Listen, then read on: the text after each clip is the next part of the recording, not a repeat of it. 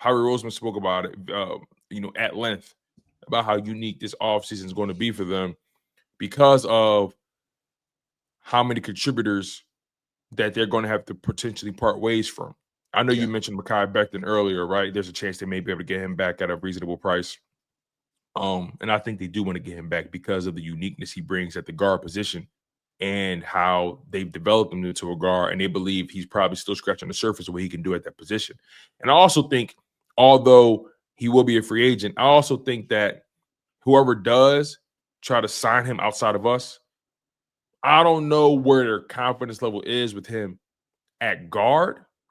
And then on top of that, let's just say whoever signs him tries to move him back to tackle. Now you're trying to sign him based off of something he didn't earn his bones at. If you get where I'm going, right? Right. So teams who are potentially looking at him are in a precarious position. Do I have the infrastructure to continue to do I have the infrastructure to continue to develop Mekhi Becton at guard, one, and two, if I don't want him at guard and I want him at tackle, am I actually purchasing exactly what I need or what I want? Right? You don't want to have buyer's remorse. A guy sold you at guard, but you're trying to move him to tackle. That's not that's not what you should do in that situation. I think the Eagles have leverage in the Mekhi Becton sweepstakes. Well, I'm looking at it from the standpoint of he's in the same spot like Landon Dickerson, right? Okay. When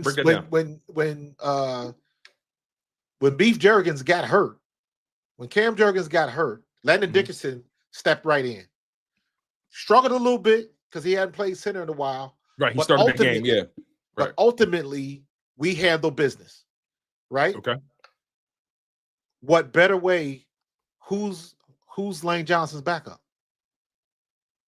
Well, it was Mekhi Becton would be the perfect backup for Lane Johnson. Then you put Tyler Steen at guard. So you're saying, okay, I see where you're going with this now. Hypothetically speaking, Lane Johnson goes down for a week or two, whatever it may be. You have Mekhi Becton, who is your guard. He can potentially swing out to right tackle. You trust Tyler Steen at guard. Tyler Steen did all right in my book.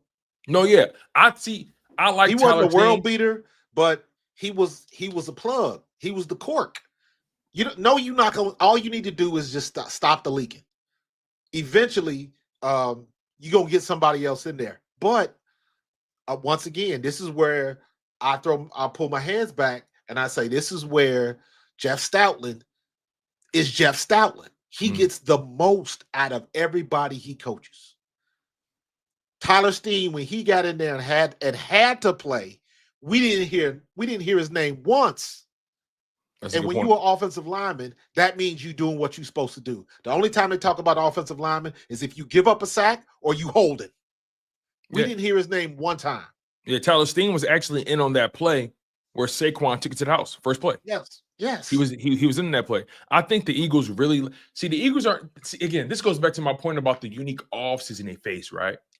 Because you're losing Mekhi Becton is a free agent, Milton Williams is a free agent, Josh Sweat and Zach Bond, right? If you want to throw Isaiah Rodgers in there, cool. If you want to throw Fred Johnson, the tackle in there, cool. Jack Driscoll, you want to throw him in there, cool, right? The Eagles have about 3 or 4 offensive linemen who have helped them hitting free agency. This may be a chance for Fred Johnson to get some money for himself because he has shown some plays here and there to be able to fill in. This could be an opportunity for, Tyler Steen to potentially earn the starting right guard spot if they don't bring back Mekhi Becton. This is such a fascinating season because, okay, you bring back Mekhi Becton. Let's play a hypothetical game a little bit. You bring back Mekhi Becton, right? So your offensive line is as it was last year. Melada, Dickerson, Jurgens, Becton, Lane. Now, you still have Trevor Keegan on the roster from Michigan, the rookie from last year. You still have Trevor Keegan, but he's more so a left guard than a right guard. But I think if you're in Stoutland University, you're being cross-trained to be able to do both. There you go. You're being cross-trained to be able to do both. Now, that begs the question. Are they comfortable moving on from Becton, elevating Tyler Steen to that starting right guard spot and letting Trevor Keegan assume the role that Tyler Steen was in 2024? Or were they so in love with what Mekhi Becton did that they want to bring him back, and they still believe Tyler Steen is their perfect swing guard? But that begs the question: when does Trevor Keegan get his shot? When does Trevor Keegan get his opportunity to get some grass time? They have some decisions to make when it comes to the interior, for one. And then just getting to the outside, right? Jack Driscoll has been somebody who's been able to play the tackle spot if Lane Johnson got hurt, right? Hasn't been perfect, but he stepped in. He battled injury last year. Jack Driscoll's also been somebody who could play that guard spot for you, right? Fred Johnson's been somebody who could play that tackle spot, depending on if you may need it. So, again, what's going to be the Philadelphia Eagles' trajectory in terms of reloading on the offensive line? They always leave this draft with at least 2 offensive linemen. That's just what they do. Yeah. But do they try to bring back Fred Johnson on a cheap deal? Do they try to bring back Jack Driscoll on a cheap deal, right, and let him get healthy? What's going to be their answer for the offensive line as a whole? But more importantly, what's going to be their answer for that interior? Because I think they have some decisions to make, and they have developed some guys, and I think they have talent that they can fall back on in Tyler Steen and Trevor Keegan if they don't want to bring back Becton. I think Becton is going to be the key, because to me, Becton is like Zach Bond. Nobody, and I mean nobody, if they say otherwise, they lying to you. Nobody ever thought Zach Bond would be this good. Nobody ever thought Mekhi Becton would be this good. Them folks up in New York was laughing at us when we got Mekhi Becton. That dude sucks. He's a first-round bust. Oh, you saw what happened? It's amazing what happens when you get a good coach. Coaching matters. Mm-hmm. So Mekhi Becton is the offensive version of Zach Bond. Nobody saw that coming. Nobody expected that level of play from him. Nobody. And unlike Zach Bond, in my opinion, Mekhi Becton might choose the culture over the bag. So I think Zach Bond, you got to pay him. He was that good because he experienced so much in New York. Exactly. He may choose culture, and again, the first organization that really was able to keep him healthy all year long. Yeah, and he said that this is the first place where I've been where they actually believed in me. He said that. That's value. He is, and this is I'm taking this strictly from what I've seen, the news, the interviews, and things of that nature, and what I read from what happened to him in New York. I saw the press conferences when they were grilling him when he was still with the Jets, right? So to me, that tells me you have a big dude with a very gentle, very empathetic personality. He's just one of those dudes with that type of personality. He was one of them. To me, he looks like one of them big kids that used to get bullied in school, because he just ain't. That's just not him. And if the environment is not right, he doesn't function right. And they put him to the test. There's a lot of people that says like, hey, you got to be able to handle anything in the league. And I'm like, I beg to differ. Everybody responds to different things in different ways. Which goes back to your point about coaching. And also, I'll be honest, I don't know if I'm bullying somebody who like 6'6", 6'7". You know what I mean? I don't know if he was getting bullied, but he probably was somebody that was very subconscious about his game. Well, no, you look at you know what example and I'm kind of going down left field. He's a teddy bear a little bit. He's a big teddy bear, man. I'm going down left field. I don't even know if you saw this. There was a viral video that came out years ago. And it was this big, chubby kid, and this dude just kept picking on him. And finally, that big kid picked that dude up and WWE his ass into the concrete. And you could tell this kid didn't want no problems. This kid probably couldn't fight. And this little boy just kept bullying him. And finally, that big boy picked him up and slammed him down. But I'm saying that Mekhi Becton looked like one of them big dudes like John Coffey. He ain't gonna really, he don't want no smoke. He here to do his job, do what he got to do, and keep it moving. It's the big and ticket. Some people try to take advantage of that. You like the whole the whole Richie Incognito and John Martin stuff came back to the forefront again. That's the same type of information. Just because you a big dude don't mean you going around bullying people. But there's people that do. And those personalities don't mix. I think the personalities in New York, the expectations they had for Mekhi Becton was a little bit different. And it just didn't mix. Because you can't tell me he ain't got talent. Y'all draft him in the first round. Stoutland just managed to get that talent out of him. And he knew how to get through to the man. Forget the player. In order to get the most out of the player, you got to get through to the man first. Exactly. And let's not get it twisted, you guys. Mekhi Becton is only 25 years old. 25. What do I always say, Tone? Years old. You don't deal with people. You deal with personalities. 25 years old. Young cat. Just Stoutland is just scratching the surface of what he can be at guard. That's why his potential. That's why if he really want to get the bag, he can get the bag. Because if I'm so young. If I'm him, because offensive linemen, they play for a long time in the league. We know how that goes. If I'm him, me personally, if I'm him, and I know what I've experienced in Philadelphia is once in a lifetime, truly a generational run that they were on, and he was a part of a historic moment in Philadelphia. I would try to extend that as much as I can. I'm playing next to Lane Johnson, Cam Jurgens, Landon Dickerson, and Jordan Mailata. There's no better situation in football. There's no better incubator for my talent and for my development. And I'm in Stoutland University. If I'm him, I take a 3-year deal. If I'm him, I take a 3-year deal, 2-year deal, continue to develop in this system. And then if you really decide to whack somebody, you're more better equipped to do so at that guard spot. Because again, I believe Stoutland he's just scratching the surface. If I'm Becton, I would take my coins now and then wait till I'm about 28, 29, whack him. That's my point. If he does take a 3-year deal, he'll only be 28. Only be 28. And Jason Peters just retired at 53. Like, you know what I'm saying? So, and also, this does not get mentioned enough, if at all. Our offensive line is Hall of Fame now. People don't realize that. Our offensive line is Hall of Fame. You know why? Because this is the offensive line that produced the all-time leading rusher.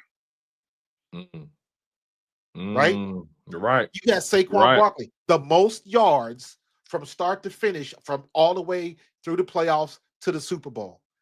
Now Saquon Barkley is one of one. He surpassed Terrell Davis. And so that offensive line, that offense is Hall of Fame. And his name goes in the books. Yep. Stoutland get you paid, man. Stoutland University, bro. Stoutland got Andre Dillard paid. Bruh. Say it again, but louder. Like you get me, like, and Andre Dillard was a real soft guy. You know what I mean? My man crying in training camp. Like, man, Stoutland gets you paid. So if I'm Mekhi Becton, I'm rolling with the Philadelphia Eagles for at least another 3 years. And even then, if you continue to do it, 9 times out of 10, Howie will still take care of you. Still take care of you because the Eagles believe in building in the trenches. You know what they would do? This is what I think Howie should do. Get Mekhi Becton an above average contract. Whatever the average is, give him above that, but hit him up with the incentives. Every time he takes a sip of Gatorade on the sideline, he gets $5,000. Hit him up, but that's what they do. They can streamline the contract, give him an average contract, right? It's a good contract, but not nearly as much as he would make somewhere else. But put them incentives in there that make up the difference. So the franchise tag for the offensive lineman in 2025 is, not saying they're going to do this, but just to give you an average of, because the franchise tag is what, the average of the top 10 contracts? Yeah. I believe that's what it is, right? So yes, here it is. Okay. It says the value of the franchise tag is based on the top 5 salaries at each position, while the transition tag is calculated using the top 10 salaries at each position. So there's the franchise tag and the transition tag, right? So as of right now, The offensive line franchise tag is $23.4 million. Obviously, he's not getting that. So now that begs the question: what are guards getting? Right? What's the salary ranking for the average salaries for guards in the NFL? As of right now, Landon Dickerson is the highest paid guard. Well, Trey Smith is now because of the franchise tag. The Chiefs franchise tag Trey Smith at $23.4 million. So Landon Dickerson is now the second ranked highest paid guard in football at $21 million, right? So Landon Dickerson's getting 21, right? At least the highest paid guy that's actually on contract. Right. So Chris Lindstrom, $20.5 million. And I'm going down the list of the highest paid average salary. Quentin Nelson, $20 million. Robert Hunt, $20 million. Titus Howard, 18.6. Samuel Cosme, 18.5. Zach Martin, who just retired, was at 18.4. Quinn Manners, 18 million. Elgin Jenkins, the Nolan Smith killer, or who Nolan Smith killed, 17 million. Jonah Jackson, 17 million. Joe Tooney, 16 million. Joel Bettino, 16 million. Kevin Dotson, 16 million. Wyatt Teller, 14.2. Damian Lewis, 13.2. And remind you, these are all guys who are proven guards. Guards. Right. Mekhi Becton is only delivered 1 year of this. Still developing at the position, which is the leverage I think the Eagles have in negotiations. Ben Powers, 12.8. Shaq Mason, 12 million. Stop me if you hear a number that you feel comfortable paying Mekhi. Cesar Ruiz, 11 million. John Ryan, 10 million. Alex Kappa, 8.75. And that's where the big drop-off happens, between 10 million and 8.75. John Ryan and Alex Kappa. Now we're at the 21st highest paid guard in football. Austin Corbett, 8.75 million. Ezra Cleveland, 8 million. Isaac Seumalo, 8 million. Let's stop there for a second at Isaac Seumalo, because he's a former Philadelphia Eagle. Mm-hmm. He signed his contract with the Steelers, I think, a couple years ago, right? He's making an average salary of 8 million. Let me ask you this: 8 million a year? Are 8 million a year? Okay. Isaac Seumalo is making an average salary of 8 million per season. Average salary. Let's stay there for a second. That's ranked. That's tied for 23rd highest paid guard in football. Right. That begs the question for you: do you believe Mekhi Becton has a higher ceiling or can be better than Isaac Seumalo, or are you not comfortable paying him Isaac Seumalo money? That's $8 million a season. With what we did this year, I think he could get 10 to 12 easily. Easily. Dude, he is part of a 2,000-yard rushing team that went to the Super Bowl and destroyed the Chiefs. Yeah. So, and I'm saying 10 to 12, there's a lot of people that would probably, because just the league tends to overpay, there's teams that would pay more. So it all depends on who's going to write the check. But I think I'm thinking 10 to 12. Let's say he gets 10 million, but gets, like I was saying, crazy incentives. I'm thinking more 9 to 11. Yeah. Because again, there's that sweet spot between the 8.75 million and 10 million. Like there's a vacancy at the $9 million mark. So again, unproven. Well, he's proven technically for 1 year, right? But Zach Bond, only 1 year of sample size at the position. So that's the leverage these teams have, right? Can you multiply what you've done over the course of years, right? Based on what you did based off what you did in this 1 year. I think that's going to be really interesting to see how that happens in negotiations. Yeah. But if I'm the Eagles, if you can find a way to get Mekhi Becton on this roster for a contract between 9 to 11 million, maybe 3 over the course of 9 to 11 million salary. If you can find a way to keep it there, I think that's a win. Absolutely. It all depends on how we shake how Howie shakes it out, because he's already said that it's going to look a little different. He did say that. But we are in a position legitimately where we can run it back. Saquon did not get hurt this year. Jalen did not get hurt. Well, concussion withstanding. Concussion. I don't really. You know what I mean? Lane Johnson, first time in what, 4 years? We haven't had the hamstring issue. So, for the most part, the injuries, we did pretty good this year. Right. Most of the injuries this year happened on the interior. Yeah, the interior, and then of course when we lost Jalen for, that stretch, but we were good, man. Nolan Smith got hurt at the end, so we're not gonna see that. Jalen Hunt, he got banged up. Bryce Huff got banged up, broke his wrist, I think it was. I'm trying to Nakobe Dean. Slay was off and on, but every time Slay was on the field, he balled. Yeah. So, and maybe if you want to throw Bradbury in that number, but Bradbury didn't do nothing but sit at his locker and get a ring. I ain't mad at him. So, another thing, my man Alex just brought up a very good point that we overlooked, or maybe we just didn't discuss yet. I think the first person to get extended that's already under contract is Cam Jurgens. Oh yeah. I think you can't go into this season with Cam Jurgens on a lame duck contract. I think that's one of Howard's priorities as well, because that can relieve some pressure on that cap too. He's too important. You gotta, his first year starting at center, he's a Pro Bowler. Yeah. Who would have thought that we never would have said, man, I sure do miss Kelsey. We never said that. Oh man, that's funny. Never said that. Who would have thought? And it's what Cam Jurgens did this year. Again, he still has so much to accomplish, right? And one could argue that he's had a stronger start to his career than Jason Kelsey has. Absolutely. So that begs the question: can he be as equally great, if not greater?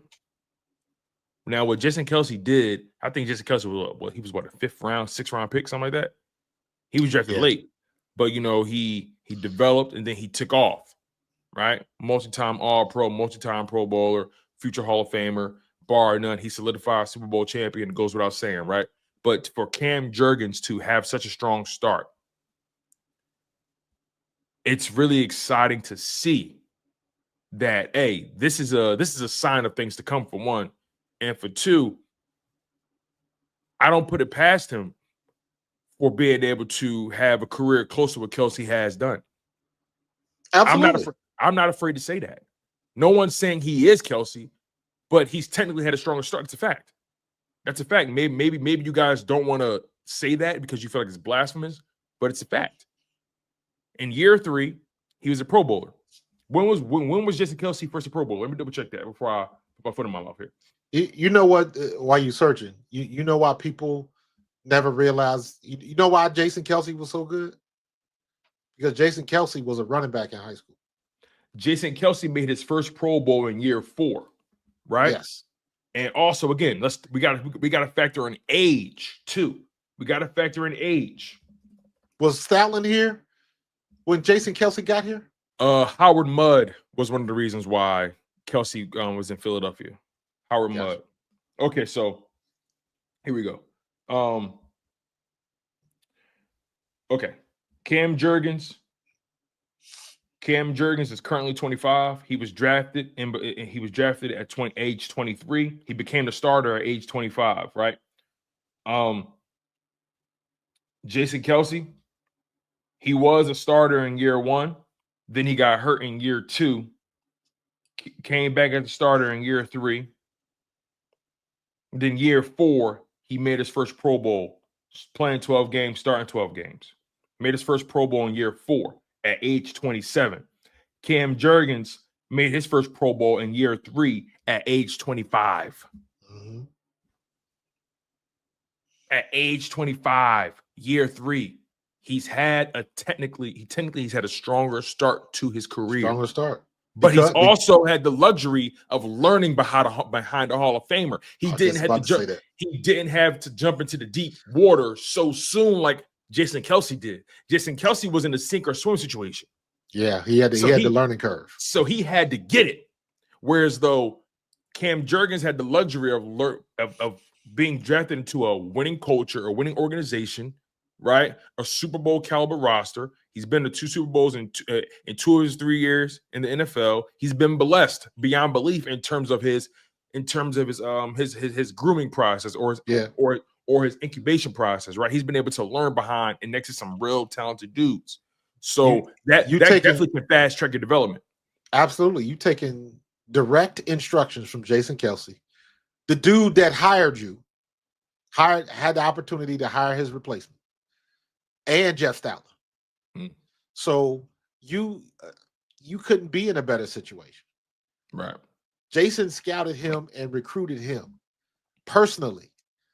And you don't see that in the league where a guy has so much pull in the organization where they come to him and say, I want you to find your replacement. And that's exactly what he did. One of the things I was saying, I wanted to get this point out. The reason why Jason Kelce was so damn good was because Jason was a running back in high school. And he played hockey and lacrosse. So Jason knew how to move his feet. That's the key. When you're talking about guards and centers, you got to be able to move them feet. You got to be able to dance, man. And Jason Kelce was fast like a running back. Jason Kelce could have been a damn tight end if he really wanted to be. And you got the same thing with Cam Jurgens. You got that same mentality. You don't really hear much from him. We didn't really start hearing about Jason Kelce until he was pretty much at the end of his career. And he became the character and cracking beers down at the shore and all of that. This was the last 5 years when people started knowing who Kelce was, as far as his personality anyway. Yeah. You're right. It wasn't until the Super Bowl season in 2017, the 2017-2018 season when he became a first-team All-Pro. And that wasn't until, let's make sure we got this right here, 1, 2, 3, 4, 5, 6, 7. Year 7. He didn't make his first, he didn't make his first All-Pro team until year 7.